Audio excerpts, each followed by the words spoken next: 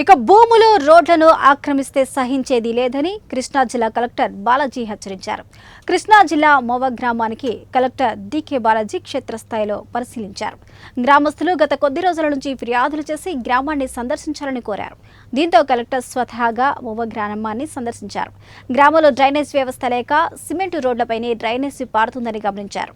Bus stand వెనుక భాగంలో bus stand నుంచి వెళ్లే కళాశాలలు, హై స్కూళ్లకు వెళ్లే విద్యార్థులు, ప్రయాణికులు, గ్రామస్తులు తీవ్ర ఇబ్బందులు పడుతున్నారని తెలుసుకున్నారు. పంచాయతీ అధికారులకు ఎన్నిసార్లు విన్నవించుకున్నా ప్రయోజనం లేకపోయిందని గ్రామస్తులు సమస్యలను ఏకరవు పెట్టారు. రహదారులు అక్రమాలకు గురి కావడంతో సమస్య మరింత పెరిగిందన్నారు. దీంతో స్పందించిన కలెక్టర్ బాలాజీ అక్రమాలను తొలగించాలని ఆదేశాలు జారీ చేశారు. డ్రైనేజీ వ్యవస్థ బాగుపరచాలని, అవసరమైతే పోలీసుల సాయం తీసుకోవాలని సూచించారు. మళ్ళీ ఇక్కడ అవుట్ ఫాల్ హైట్ ఉంది అనుకోండి, మళ్ళీ సో ఇలా వచ్చి ఇక్కడ ఉండేది కింద ఉంటేనే నెక్స్ట్ వర్క్ అవుతుంది, లేదంటే వర్క్ అవ్వదు. అది చూసుకున్నారా? ఏ నంబర్ ఉందా?